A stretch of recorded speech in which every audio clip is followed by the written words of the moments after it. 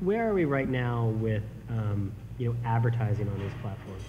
Yeah, so I would say that I don't think it's a revolution from an advertising standpoint. I agree from a communication standpoint, it's definitely changed the game. But I think there's two ways to look at it. I think the evolution is the ability to target individuals based on very authentic data. There's a very big difference between registration data and profile data. And the ability for marketers to reach people through profile data adds a whole level of authenticity to that, especially when you're looking at sites like a LinkedIn. However, I think where the revolution comes in from an advertising standpoint is further down the road, and whether that's 6 months or 2 years from now, I'm not really sure. But what I would say is that the revolution is for large corporations. We've done a really good job of talking about our brand. So take, for example, an IBM, great brand. We've done a great job about talking about our products. So, IBM has great products. We all know that. What we haven't done a very good job of as marketers and as organizations is surfacing up the people that actually make those great products and create that great brand. And I think where social media or professional networking comes into play is that marketers now have the ability to surface up those individuals that actually make those great products and at the end of the day create those great brands. And I think where the revolution will come is where you have certain folks that are already starting to do it. Microsoft does a pretty good job of this, where they actually put experts that are Microsoft people in their adverts so that the consumer that's interested in buying that product, instead of going to some landing page where they've got to read a white paper, they can actually reach out to that individual and say, what are the benefits to this and how do you implement it and what can I do? So that would be the one area of revolution I think that will take place, is that you'll actually have a dialogue between an expert within that organization and the consumer or the potential consumer. I think those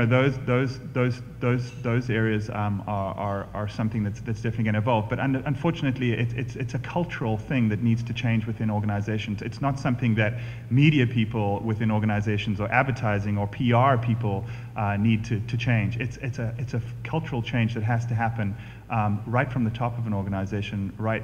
So that their whole DNA changes. Otherwise, it becomes very difficult. And we'll get into some of the difficulties that advertisers are having embracing these environments. But one of them is that cultural change that needs to happen at the top. Well, can I just have one? Yeah. It's interesting to me because I find that generally speaking, especially in today's economic times, people are a little bit risk adverse. It's a risky place to go. You don't control the message the same way that you used to. It can take on a life of its own. So agencies who want to play it safe are not going to suggest to their clients to take those risks. I mean, there's plenty of agencies that will. And conversely, on the inside is corporations, if they don't make a mistake, you keep your job, and right now that's a really good thing. Mm-hmm. Now, all of that said is, in this room, I'm just going to guess that everybody's older than my 17-year-old daughter. You all have a program that have bios in them, and at least half of you after today will go to a computer and Google our names and to see more about us. Half of you, and I'm just guessing, but some healthy percentage. I mean, that is definitely a shift, even at a demographic that's I don't know how to categorize everybody, but middle age and up maybe. Right. And I would add to that, I think, one of the things we always get in the marketplace is, well, LinkedIn's great, but I only really go there because someone sends me a connection or I'm not really sure what value it adds. And, along those points, I think the discovery, the ability to find out more about that individual, given, the ability to go to a LinkedIn profile or Facebook or whatever it might be is interesting. But think of it in a different way. So, for example, if you were trying to implement a CRM solution and you had 3 vendors, say you had Oracle, you had SAP, and you had Salesforce. Going back to the whole aspect of we've done a great job of making sure, well, those companies have done a great job of saying we're a great brand and we have great products. But from somebody buying that product, the one thing you really want to know is the people that are going to implement that product, right? That's really what you should be looking at in order to make that decision. Because if it's a great brand and a great product, but the people that are going to implement that solution for you suck, well, that's going to be a very bad experience. So the one other thing about LinkedIn, which I think people are starting to understand, is it's the ability to actually find out about the people that are going to help you be more innovative and drive your business. So it's less about communication and things like that, but there's actually real fundamental business it's a fundamental business tool that can help you be a lot more successful and choose the right vendor in the case of implementing a CRM solution, not based on the brand or the product, because that's kind of a given, but based on the people that are actually going to implement that solution. So we've done a lot of it in a very small scale, whether it's looking for somebody who's going to be serving our ads or something. When we look at those, we'll get the top 3 that we're going to look at, but then we ask them, who are the people that are going to implement that solution? And we look at those people on LinkedIn to get an idea of what their experience is, who they've endorsed, who's endorsed them, just generally who these people are, and if they have the right experience to make sure that implementation for LinkedIn is going to be something that is going to be streamlined. Mark, you want to talk a little bit about, Eric mentioned a lot of the organizational challenges. You want to talk a little bit about specifically in the finance industry, sort of some of the challenges and opportunities that it has within social media, because I think everyone has their own particular situation. I don't think I'm going too far out on a limb here to say that. I think the biggest issue with financial services marketers and financial institutions in embracing social media, at least in an outgoing direction, is compliance.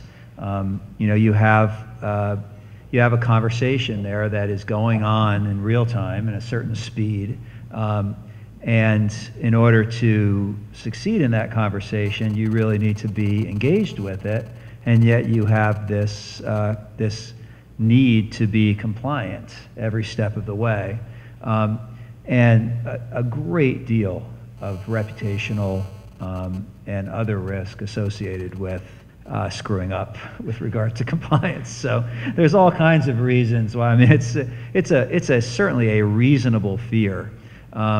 And a real problem. I don't think it's just a vestige of pre-social world culture by any means. It's very real.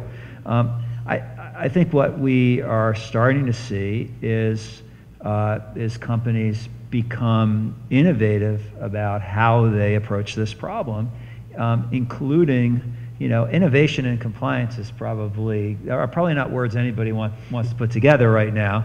They don't sound very good, but in fact, innovation is necessary in compliance as the competitive context changes, and it has changed. There are innovations that are well thought through, and that in fact help keep a company compliant. And then there are the sort of innovations that lead to trouble. You got to be on the right side of it. But the one thing I think that you can't do is ignore the changing context. I think innovation really is necessary if you want to compete. So I've seen companies, and I don't think this is ideal, but I've seen companies, approve batches of communications in advance, which then, are ready for certain times and situations, mark it up, mark it down, credit crisis or whatever. So, much like the press prepares eulogies, long in advance, just to be ready in case somebody significant from a newsworthiness standpoint dies. Companies get prepared. What do we say in this situation? How do we respond in this situation? And not just to the emergencies that come up and directly affect the reputation of the brands or the business, but I think more importantly to things that go on out in the context that affect the target audience. I think that shift there to, certainly you need to have your defenses ready and your offenses ready for things that directly impact your brand and reputation, whether you like it or not. But the important shift is to this user or customer or target audience or people-centric approach. What is going on in their world that they are interested in that affects them? And what sorts of and I guess this is another shift. So one is moving to the user's perspective and saying, how does this look to them? Where are they going? Where are they spending time in the social world? What are they trying to accomplish there? What's the content of their communications and of the communications that they consume in this space? So, and what are they trying to do? And then how do they segment? So it's really important to look at who your target audience and your customer is in the social world.